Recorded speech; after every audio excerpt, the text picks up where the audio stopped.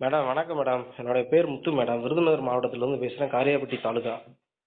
Okay sir. சொல்லுங்க உங்க கோரிக்கை என்னவென்று? மேடம் ஜூலை 12ஆம் தேதி குரூப் 4 எக்ஸாம் நடந்தது மேடம். Okay sir. இதை பற்றி நான் ஆல்ரெடி நம்ம சிஎம்செல் பெட்டிஷன் நான் கம்ப்ளைண்ட் பண்ணியிருந்தேன். நிறைய ஓகே. மாணவர்களும் கம்ப்ளைண்ட் பண்ணியிருக்காங்க. அது குறித்து நாங்கள் உயர் அதிகாரிகிட்ட பேசி டிஎன்பிசிட்ட பேசி அதற்கான தீர்வு உங்களுக்கு காணப்படும்னு சொன்னாங்க. ஓகே ஆனால் சார். எங்களுக்கு நான் கம்ப்ளைண்ட் பண்ண அந்த ஓடிபியும் வரல, எதுவுமே வரல. இப்போ மறுபடியும் நான் கம்ப்ளைண்ட் பண்ணுறேன். Okay sir. நாங்கள் இதை கண்டித்து டிஎன்பிசி இப்படிலாம் கொஸ்டின் எடுத்துக்கிட்டு இருக்கிறாங்க, அவுட் ஆஃப் சோர்ஸ் போகிறாங்க. எங்களுடைய மாணவர்கள் கேட்கறது எங்களுடைய உரிமை. டிஎன்பிஎஸ்சி சொல்ல வேண்டியது அவங்களுடைய கடமை. ஏன்னா இங்க உள்ள அரசு அதிகாரிகள் எல்லாருமே எங்களுடைய வரி பணத்துல தான் சம்பளம் வாங்கிட்டு இருக்காங்க. இது ஓகே சார். எல்லாம் நாங்க டிஎன்பிஎஸ்சிட்ட கேட்டோம். அவங்க முறையான பதிலே கொடுக்கவே மாட்டேங்கிறாங்க. Okay sir. இதே திராவிட மாடல் அரசு நீட்டு ஸ்டூடெண்ட்ஸ் செத்ததுக்காக நீட்டு சிலபஸ் எதிர்த்து இந்தியாவை எதிர்த்து இங்க போராட்டம் பண்ணாங்க. இதே குரூப் 4க்காக 3 பேர் செத்தாங்க. இந்த அரசு கண்டுக்கவே இல்லை. அது ஐயா தமிழ்நாடு முதலமைச்சர் ஐயா மு.க. ஸ்டாலின் அவர்கள் என்ன சொன்னாங்க, பிப்ரவரி மாசம் சொன்னாரு, ஜனவரி 2026க்குள்ள 75,000 வேக்கண்ட்டை ஃபில் பண்ணுவோன்னு. வெறும் 4,000 வேக்கண்ட் போட்டிருக்காங்க குரூப் 4க்கு. குரூப் 2க்கு வெறும் 600 வேக்கண்ட். இதுதான் சமூக நீதி மாடலுங்களா மேடம்? எங்க மாணவர்களுடைய கோரிக்கை எதுவுமே கண்டுக்க மாட்டேங்கிறாங்க. இப்ப நாங்க ஞாயிற்றுக்கிழமை புதன்கிழமை ராஜநத்திர ஸ்டேடியத்துக்கு முன்னால நான் மதுரையிலிருந்து விருதுநகர்ல இருந்து இங்க போராட்டத்துக்கு கலந்துக்கிட்டோம். நாங்க மாணவர்கள் கிட்டத்தட்ட ஒரு 1000 பேர் மாணவர்கள் கலந்துக்கிட்டோம். இத பத்தி எந்த மீடியாவுமே எதுவுமே போடவே இல்லை நியூஸ் பேப்பர்ல. எல்லாம் தூய்மை பணியாளர்கள் போயிட்டாங்க. இது என்ன பண்றாங்கன்னு தெரியல. மாணவர்களுடைய வாழ்க்கையில இந்த அரசு ரொம்ப விளையாண்டுக்கிட்டே இருக்கிறாங்க. இது எல்லாமே ஒரு வாக்கு வங்கி. இந்த அரசு புரிஞ்சுக்கவே மாட்றாங்க. ஓகே. கிட்டத்தட்ட குரூப் 4 அப்ளை பண்ணது 14 லட்சம் பேர், எழுதுனது 13 லட்சம் பேர். வெறும் 4,000 வேக்கண்ட போட்டு விட்டு இந்த அரசு இந்த மாதிரி பண்ணிக்கிட்டு இருக்காங்க. இது எங்களுக்கு உரிய நடவடிக்கை எடுக்கணும் மேடம். ஆல்ரெடி நான் சிஎம்செல் பெட்டிஷன் நான் கம்ப்ளைண்ட் பண்ணேன். சார் இந்த மாதிரி நிறைய பேர் கம்ப்ளைண்ட் பண்ணியிருக்கிறாங்க. நாங்கள் கண்டிப்பாக உரிய முறையில் நாங்கள் நடவடிக்கை எடுக்கணும்னு சொல்கிறாங்க. ஆனால் நடவடிக்கையே எடுக்க மாட்டாங்களே. இப்போ நாங்கள் யார்கிட்ட தான் போய் முறையிடுறது? மாணவர்கள் சார்பாக போட்டி தேர்வாளர்கள் கூட்டமைப்பு சார்பாக மதுரை நம்ம தகவல் தொழில்நுட்பத்துறை அமைச்சர் பிடிஆர் பழனிவேல் தியாகராஜன் சாரை போய் சந்திச்சிருக்கிறாங்க. அவர் என்ன சொல்லிட்டாரு, டிஎன்பிசி ஒரு அட்டானமஸ் பாடி, நீங்கள் அங்கே போய் பாருங்க அப்படின்னு அவர் சொல்லியிருக்கிறாரு. அங்க போய் கேட்டா அவங்க என்ன சொல்லியிருக்கிறாங்களாம், இது கொள்கை முடிவு, நீங்க அரசை போய் நாடுங்க. என்னங்க மேடம், நாங்க என்ன ஃபுட்பாலா? மக்களால் தேர்ந்தெடுக்கப்பட்ட பிரதிநிதி அவங்க. எங்களுடைய வரிப்பணத்துல தான் இங்க எல்லாமே நடக்குது. ஆனா மாணவர்களுக்கு எதையுமே உரிய பதிலே கொடுக்க மாட்டேங்கிறாங்க. கேட்டா சமூக நீதி மாடல், திராவிட மாடல். என்ன சமூக நீதினா என்னன்னு முதல்ல அர்த்தம் சொல்லுங்க மேடம் எங்களுக்கு. நான் ஐயா நம்ம நிதித்துறை அமைச்சர் தங்கம் தென்னரசு திருச்சுழி தொகுதி தான் நானு. எங்க தொகுதிக்கு ஒண்ணுமே பண்ண மாட்டாரு அவரு. எங்க தொகுதி அமைச்சர்னு சொல்றது எனக்கே கேவலமா இருக்கு. ரொம்ப ஆதங்கத்தோட பேசுறோம் மேடம். நாங்கெல்லாம் எங்களோட வாழ்க்கை இப்ப வரைக்கும் இந்த அரசு கண்டுக்கவே மாட்டேங்குது மேடம். எங்களுக்கு உரிய ஆக்ஷன் எடுங்க மேடம்.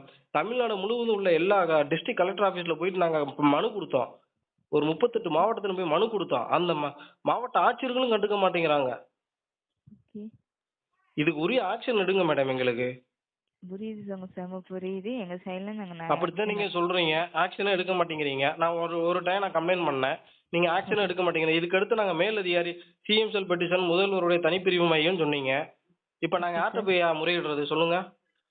புரியுது சமூகபுரி. எல்லாரும் இங்க கம்ப்ளைண்ட் பண்ணிருக்காங்க. அவங்களுக்கும் நாங்க எல்லாருக்குமே ஒன்னா சார் பாக்குறோம். உங்க எல்லாருக்கும் நாங்க கோரிக்கை எங்க மேடம் நீங்க பாக்குறீங்க? பாக்குற மாதிரி தெரியலீங்களே மேடம். எங்களை ரோட்ல நின்று போராட வைக்கிறீங்களே.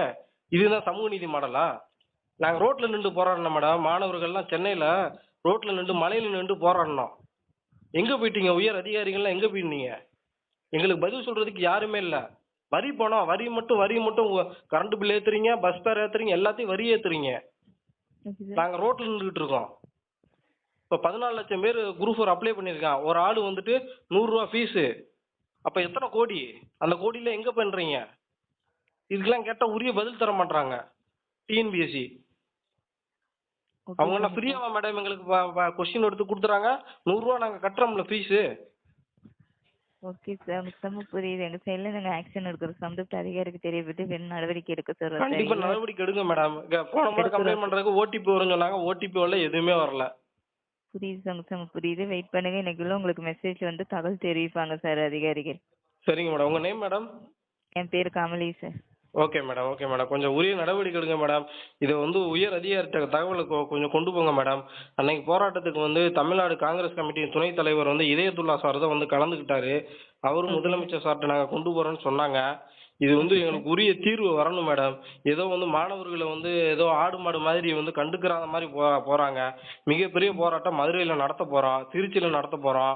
அ கொ மேற்கு மாவட்டத்தில நடத்தப் போறோம். தமிழ்நாடு முழுவதும் மாணவர்கள் போராட்டம் தொடரும் மேடம் இது. எங்களுக்கு உரிய புரியுது தீர்வு சார். வரணும். குரூப் உரிய 4 மறுதேர்வு வரணும் எங்களுக்கு.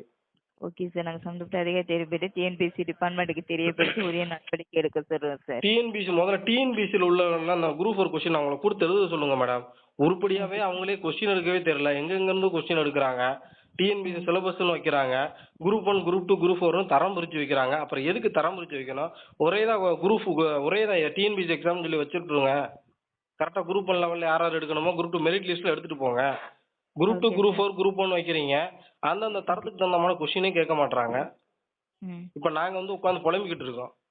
புரியுது சார். உங்க செம்ம புரியுது. எங்க சைடுல சம்பந்தப்பட்ட அதிகாரி தெரிவிச்சு நடவடிக்கை எடுக்க சொல்றோம். உங்களுக்கு தகவல் தெரிவிக்க சொல்றோம் சார் அதிகாரிகள் மூலியமா. கண்டிப்பா சொல்லுங்க மேடம். ஏன்னா இது பல பேர் எங்களுடைய வாழ்க்கை மேடம். வாழ்க்கையில இந்த அரசு விளையாண்டுகிட்டு இருக்காங்க.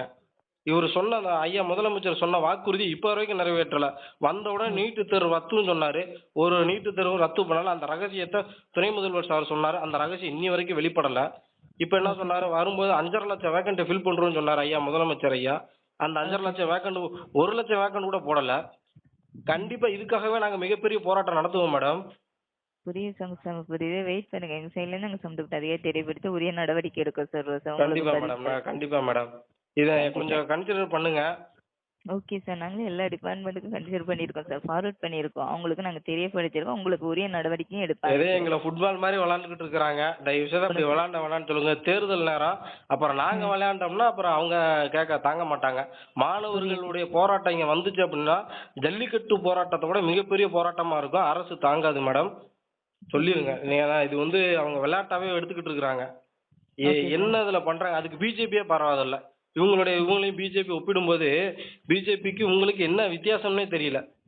சமூக நீதி, சமத்துவம், சகோதரத்துவம் எதுக்காக பேசணும்? தந்தை பெரியார் மண்ணுன்னு சொல்றாங்க. அம்பேத்கருடைய கொள்கையை பேசுறாங்க. ஏன் ஓகே. பேசுறாங்க? எதுக்கு பேசுறாங்கன்னே தெரிய மாட்டேங்குது. இது எல்லாமே கம்ப்ளைண்ட்டா ரைஸ் பண்ணுங்க மேடம். எங்களுக்கு ஓகே உரிய சார். தீர்வு வரணும் மேடம். உரிய தீர்வு கிடைக்க நாங்க கம்ப்ளைண்ட் தான் எடுத்திருக்கோம் சார். சம்பந்தப்பட்ட அதிகாரிக்கு தெரிவிப்பு உங்களுக்கு தொடர்பு கொண்டு தகவல் தெரிவிக்க சொல்றோம் சார். Okay madam. ஓடிபி எப்ப வரும் மேடம்? வருங்களா? வரும் சார். இன்னைக்குள்ள வந்துரும் சார். சரிங்க மேடம். Okay madam. நன்றி மேடம். நன்றி சார். வேற என்ன தகவல் தேவைப்பட்டால் 2 முதலமைச்சர் உதவி மையத்துக்கு அழைத்து விடுங்க. நன்றி.